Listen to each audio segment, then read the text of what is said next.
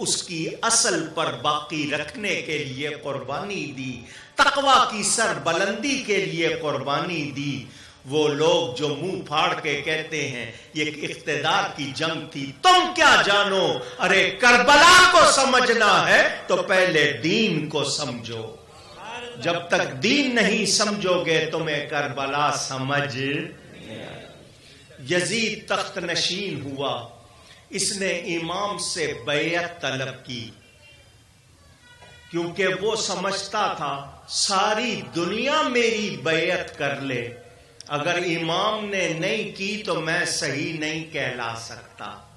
اس کو بھی اس بات کا احساس تھا کہ اگر امام میری بیعت نہیں کرتے تو میں بھلے بادشاہ کہلاؤں، میں بادشاہ نہیں ہوں گا۔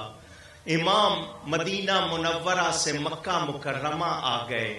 اگر آپ کے پیش نظر اقتدار ہوتا، آپ اپنی خلافت کا مدینہ میں اعلان کر دیتے، مدینے والے ساتھ دیتے، مگر امام کے پیش نظر کچھ اور تھا۔ امام مکہ میں آ گئے، مکہ میں لڑائی کرنا لڑنا منع ہے، آپ وہاں تھے۔ کوفہ والے اپنے آپ کو شیعان علی کہتے تھے کہ ہم حضرت علی کی پارٹی ہیں، ان کے چاہنے والے ہیں۔ انہوں نے امام کو خط لکھا، ہمیں پتا چلا کہ آپ نے یزید کی بیعت نہیں کی ہے، اس کو امام نہیں مانا ہے، ہم بھی نہیں مانتے، ہم آپ کو اپنا امام سمجھتے ہیں، آپ مکہ نہ رہیے، کوفہ آپ کے والد کے غلاموں کا، مریدوں کا، چاہنے والوں کا شہر ہے، یہاں آ جائیے، ہم آپ کے ہاتھ پر بیعت کریں گے، آپ جو حکم دیں گے ہم وہ مانیں گے۔ امام کے پاس ایک خط، دو خط، تین خط، وہ ایسا زمانہ نہیں تھا کہ اتنی سواریاں تھیں، پیدل یا اونٹ گھوڑوں پر سفر ہوتا تھا۔ تھوڑے سے عرصے میں امام کے پاس 150 خط آ گیا، اور شیعہ کتابوں کے مطابق 12,000 خط آئے۔ پھر لوگ آئے وفد بن کر، گروپ بن کر، اے امام اگر آج آپ نے ہماری دعوت قبول نہ کی تو ہم مرتا کیا نہ کرتا مجبوراً یزید کی بیعت کر لیں گے، کل قیامت کے دن ہماری بیعت کا وبال بھی آپ پر ہوگا۔ ہم اللہ سے کہیں گے ہم نے نواسہ رسول کو بلایا، جان مال قربان کرنے کا یقین دلایا، قسمیں اٹھائیں، مگر یہ نہیں مانے تو پھر آپ کو جواب دینا ہوگا۔ امام مجھ سے اور آپ سے اور ان تمام لوگوں سے دین کو بہت زیادہ سمجھتے تھے۔ امام نے ان باتوں پر صحابہ سے بھی مشورہ کیا، اپنے اہل و عیال سے بھی مشورہ کیا، سب نے کہا کہ کوفہ والے بھروسے کے لائق، اونچی کہیں، کسی نے یہ نہیں کہا کہ امام آپ کا موقف غلط ہے، یہ بات کسی نے نہیں کی۔ کسی نے یہ نہیں کہا کہ امام آپ کی سوچ غلط ہے، نہیں، انہوں نے کہا کوفہ والے بھروسے کے لائق نہیں۔ امام نے اس پر بھی اتمام حجت کے لیے اپنے چچا زاد بھائی مسلم بن عقیل کو بلایا، بھائی میں تمہیں اپنا نائب بنا کر بھیجتا ہوں، کوفہ جاؤ، اپنی آنکھوں سے خود حالات کا جائزہ لو، تسلی ہو تو مجھے خط لکھنا، پھر میں بھی آ جاؤں گا۔ امام مسلم گئے، ایک ہفتے میں 18,000 افراد نے بیعت کر لی۔ جو بھی بیعت کرتا تھا وہ قسمیں اٹھاتا تھا، جان مال قربان کرنے کا یقین دلاتا تھا اور بڑی عقیدت کا مظاہرہ کرتا تھا۔ حضرت امام مسلم اتنے متاثر ہوئے، اور میرے آنے پر ایک ہفتے میں یہ حال ہے، امام آئیں گے تو کیا ہوگا؟ انہوں نے خط لکھ دیا کہ لوگ روز تاتا لگا ہوا ہے بیعت کرنے والوں کا، بڑی عقیدت رکھتے ہیں، آپ فوراً چلے آئیے، ہم فسق و فجور کے خلاف کلمہ حق بلند کر سکتے ہیں، ہمیں اتنے لوگ مل گئے ہیں کہ ہم غلط باطل کے خلاف آواز حق بلند کر سکتے ہیں۔ ادھر خط لے کر امام مسلم کا قاصد چلا، ادھر سے قضاء و قدر کے وہ احکام جو نافذ ہو چکے تھے وہ اپنا رنگ دکھانے لگے۔ یہاں آپ کو ایک بات بتاتا چلوں، امام عالی مقام سیدنا حسین رضی اللہ تعالی عنہ، ابھی آپ کی ظاہری عمر شریف بہت کم تھی، جس کو آپ شیر خارگی یا دودھ پینے والی عمر کہتے ہیں۔ میں ان کو چھوٹا نہیں کہنا چاہتا، کیونکہ وہ چھوٹے تو کبھی بھی نہیں تھے، وہ تو ہمیشہ بڑے تھے۔ وہ کم سنی اس وقت حضور صلی اللہ علیہ وسلم نے اعلان فرما دیا تھا، میرا یہ بیٹا میرے بعد شہید کر دیا جائے گا۔ جبریل امین نے اس جگہ کی مٹی بھی لا کر حضور کو دی تھی، آپ نے اپنی بیوی حضرت ام سلمہ کو وہ مٹی دے دی تھی، یہ کسی جگہ شیشے میں ڈال کے رکھ لو، بوتل میں ڈال کے رکھ لو، جس دن یہ مٹی خون ہو جائے گی سمجھ لینا میرا بیٹا شہید کر دیا گیا۔ سب کو خبر تھی کربلا میں امام شہید ہوں گے، ہم نے کہیں نہیں پڑھا کہ کہیں لکھا ہو کہ یا اللہ کربلا میں آنے والی تکلیف نہ آئے۔ کیوں؟ وہ سب جانتے تھے وہ اللہ کی طرف سے امتحان ہوگا۔ یہی لکھا ہے کہ یا اللہ جب وہ وقت آئے ان کو صبر اور ان کو ثابت قدمی عطا کرنا۔ حضرت مسلم کا خط پہنچا، امام عالی مقام مکہ سے کوفہ کے لیے روانہ ہوئے، آپ کے ساتھ ٹوٹل قافلہ تھا 82 افراد کا، 82 پیپل، ان میں 50 آپ کے مرید دوست احباب تھے، 2 آپ کی بیویاں تھیں، حضرت سیدہ شہر بانو اور حضرت رباب، 2 بہنیں آپ کے ساتھ تھی، سیدہ زینب اور حضرت ام کلثوم۔ امام کی ایک بیٹی آپ کے ساتھ تھی جس کا نام سکینہ ہے، لوگ عام طور پر سکینہ کہتے ہیں۔ آپ کے 3 بیٹے تھے، تینوں آپ کے ساتھ تھے، آپ نے تینوں بیٹوں کا نام اپنے والد کے نام پر علی رکھا تھا، پہچان کے لیے بڑے کو علی اکبر، منجلے درمیانے کو علی اوسط، اور جو تیسرے ہیں ان کو علی اصغر کہتے ہیں۔ یہ علی اوسط جن کا میں نے نام لیا، آپ اس نام سے ان کو نہیں پہچانتے، ان کا لقب ہے زین العابدین۔ ان کو زین العابدین کیوں کہا جاتا تھا؟ کہ یہ روزانہ 5 نمازوں کے علاوہ 1000 نفل روز پڑھا کرتے تھے، اس لیے ان کو زین العابدین کہا جاتا ہے، عبادت کرنے والوں کی زینت۔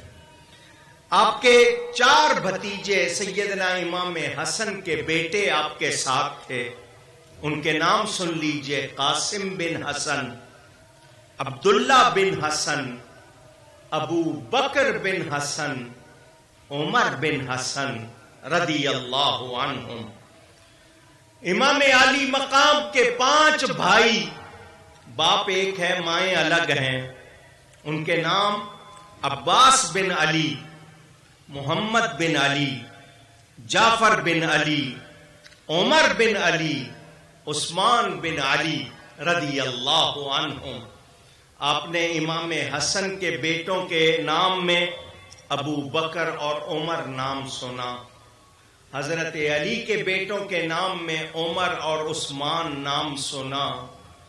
بچوں کے نام پیاروں کے نام پر رکھے جاتے ہیں، دوستوں کے نام پر رکھے جاتے ہیں، دشمنوں کے نام پر نہیں رکھے جاتے۔ ان کا صحابہ کرام کے نام پر اپنے بچوں کے نام رکھنا یہ بتا رہا ہے ان کے درمیان بڑی محبت تھی، بہت پیار تھا۔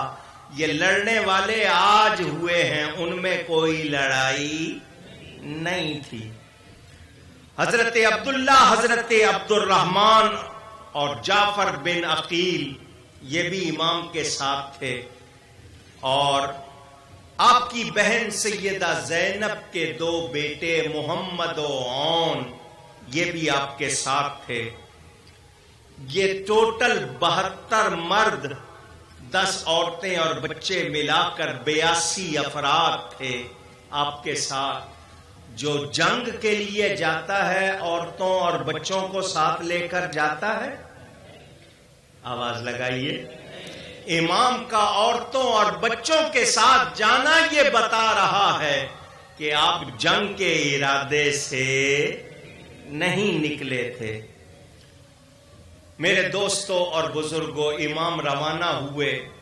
یہاں میں تفصیل میں نہیں جا سکتا، واقعات بہت سے ہیں.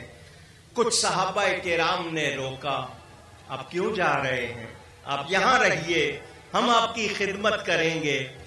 حضور صلی اللہ علیہ وسلم کے نواسے کو صحابہ کرام آ کر منتیں کر رہے ہیں، یہاں سے نہ جائیے. کوفہ والے بھروسے کے لائق نہیں. امام پاک کے بہنوئی حضرت سیدہ زینب کے شوہر، انہوں نے راستے میں آ لیا. سب روک رہے ہیں، آپ پھر بھی جا رہے ہیں، ایسی کون سی بات ہے؟ میں آپ کو اللہ کا واسطہ دیتا ہوں، مجھے بتائیے. فرمایا بھائی تو نے اللہ کا واسطہ دیا ہے تو سن، تجھے بتا دیتا ہوں. مجھے نانا جان رسول اللہ صلی اللہ علیہ وسلم خواب میں ملے ہیں. نانا جان نے مجھ سے ایک وعدہ لیا، میں ضرور اس کو پورا کروں گا اور میں اسی لیے نکلا ہوں. بھائی نے پوچھا وہ کیا وعدہ لیا؟ فرمایا تو نے اتنا پوچھا تھا کیوں نکلے ہیں، میں نے وجہ بتا دی. میں وہ وعدہ تجھے نہیں بتاؤں گا یہاں تک کہ میں اللہ سے جا ملوں گا.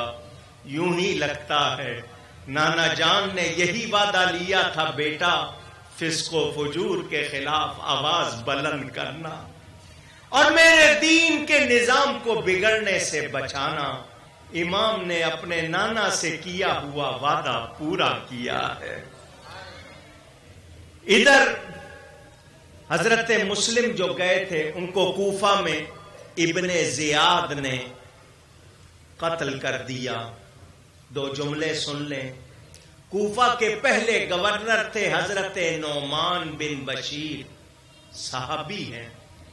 ان کو بدل کر یزید نے ابن زیاد کو مقرر کیا. وہ لوگ جو کہتے ہیں یزید نے تو کچھ نہیں کیا، اس ابن زیاد کو مقرر کیا. تاریخ کامل ابن اسیر اٹھا کر دیکھیں، خود ابن زیاد کا بیان ہے کہ یزید نے مجھے کہا جا جو کچھ تجھے کرنا پڑے کر، یہاں تک کہ نواسہ رسول کو قتل بھی کرنا پڑے تو ہاتھ نہ روکنا. یہ ابن زیاد کا بیان تاریخ کامل میں موجود ہے. لوگ کہتے ہیں یزید کا کوئی دخل نہیں، تو کس نے مقرر کیا تھا؟ کس نے بھیجا تھا؟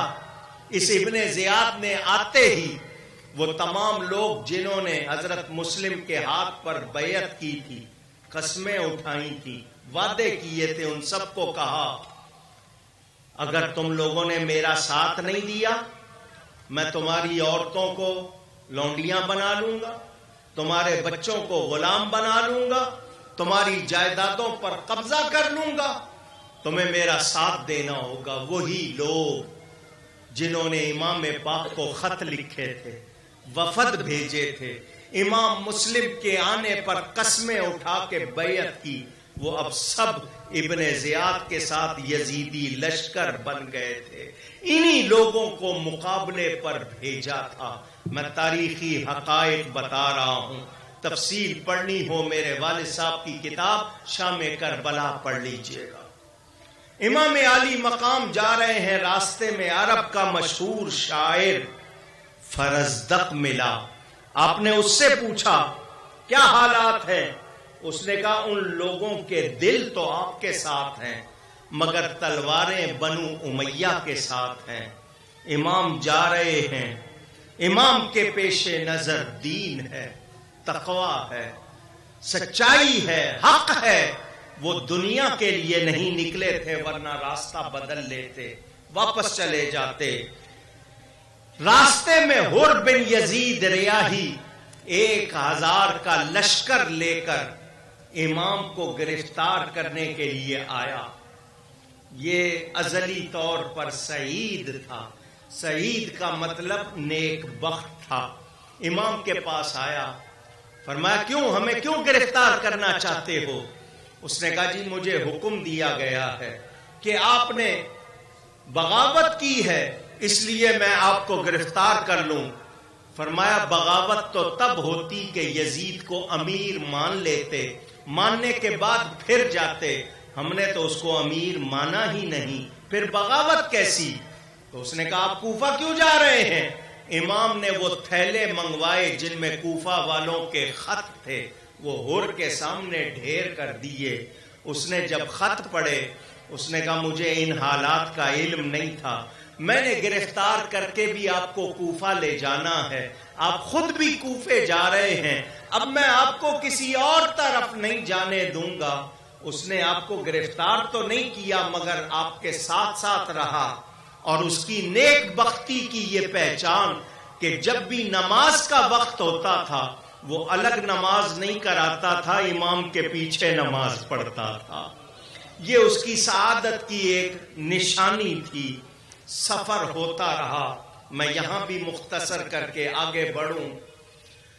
امام کوفہ سے کچھ پہلے ایک میدان میں رکے، فرمایا یہاں ہم رکتے ہیں، کوفہ والوں کو پیغام پہنچتے ہیں کہ ہمیں امام مسلم کی شہادت کی خبر ملی ہے، اتنی جلدی اتنا بڑا انقلاب کیسے آ گیا؟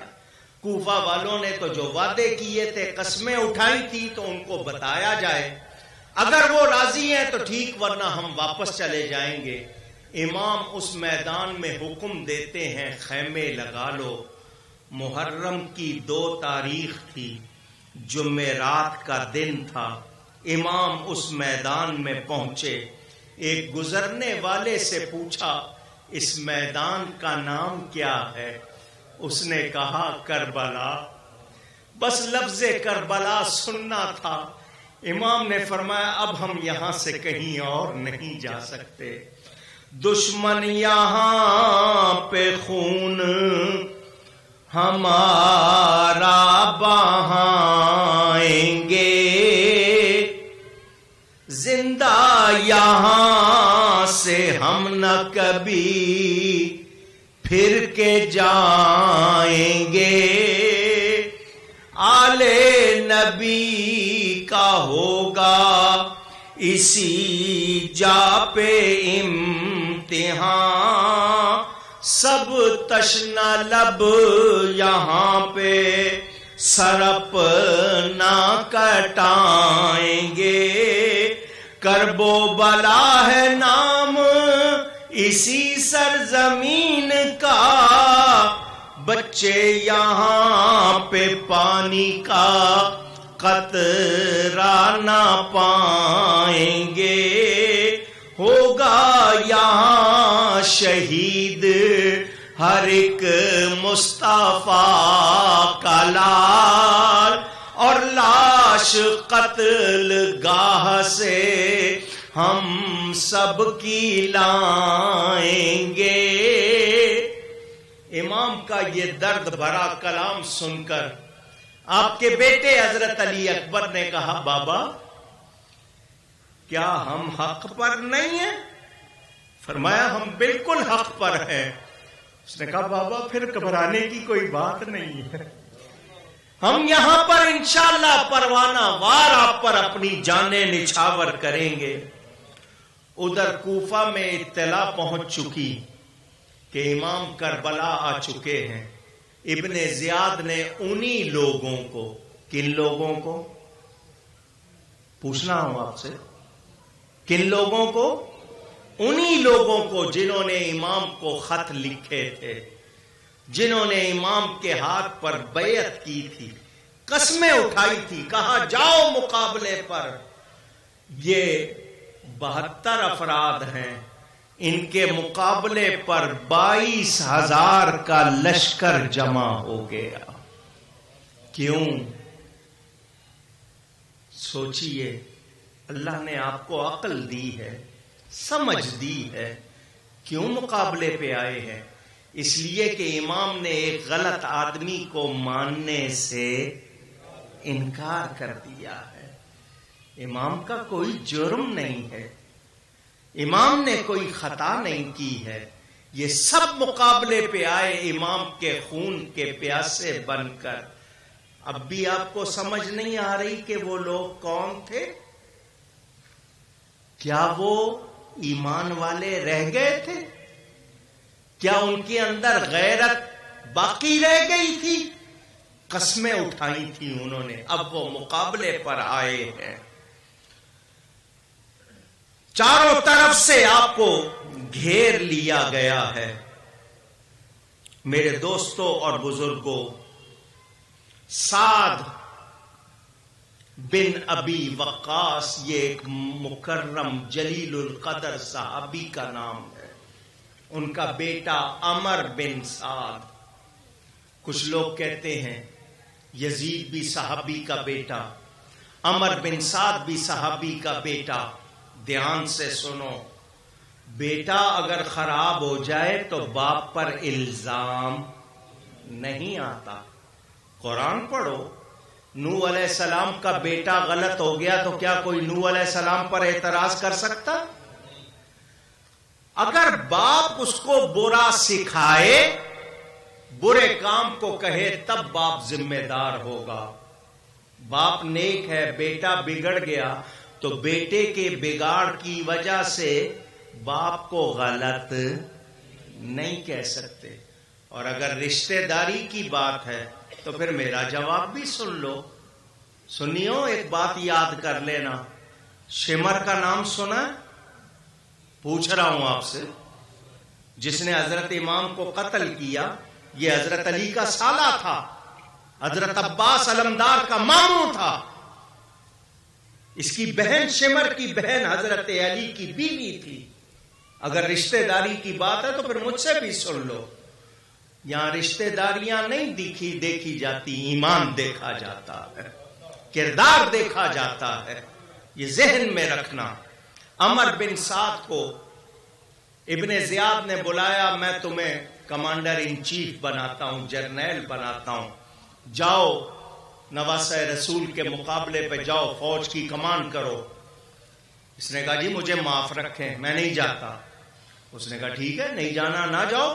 تمہیں یہ تہران ایران کا جو دارالخلافہ، اس کا نام پرانا اس کا جو گورنری کا تمہیں تقرر نامہ ملا ہے، اپوائنٹمنٹ لیٹر ملا ہے، وہ واپس کر دو. تمہیں گورنر بنایا گیا ہے نا کا، تو وہ گورنری واپس کر دو. اس نے کہا وہ تو نہیں میں دوں گا. اس نے کہا پھر جاؤ نواسہ رسول کے مقابلے پر. اس نے ایک رات کی مہلت مانگی. ایک طرف حکومت ہے، ایک طرف آل نبی کا خون ہے. حکومت آنی جانی ہے، آل نبی کا خون کر دیا، دنیا بھی برباد، آخرت بھی برباد. اس کا بھانجا تھا مغیرہ، اس کو خبر ملی، حمزہ بن مغیرہ وہ آیا. اس نے کہا ماموں یہ تو کی حکومت ہے، تجھے دنیا بھر کی حکومت ملے چھوڑ دینا، نواسہ رسول کے مقابلے پر نہ جانا. اس نے کہا تو نے بہت اچھا مشورہ دیا ہے. صبح آیا اور ابن زیاد سے کہا میں نواسہ رسول کے مقابلے پہ نہیں جاؤں گا. اس نے کہا ہم تمہیں زبردستی نہیں بھیج رہے، گورنری واپس کرو. اس نے کہا نہیں وہ بھی نہیں دینی. اس نے کہا جانا پڑے گا. اس نے کہا میں تیار. یہ لالچ، ہرس، ہوس، طمع جس کے اندر آ جائے پھر اس کے اندر کچھ بچتا نہیں. مسلم شریف میں حدیث موجود ہے، اتقوا الشح فإن الشح أهلك من كان قبلكم حملهم على أن سفكوا دماءهم واستحلوا محارمهم. یہ میرے نبی پاک صلی اللہ علیہ وسلم کا ارشاد. ہرس و طمع سے بچو، اس نے پہلوں کو بھی تباہ کیا. یہی خون ریزی اور فساد کا یہی سبب، اسی کی وجہ سے حلال کو حرام کر لیتے ہو، اس سے بچو.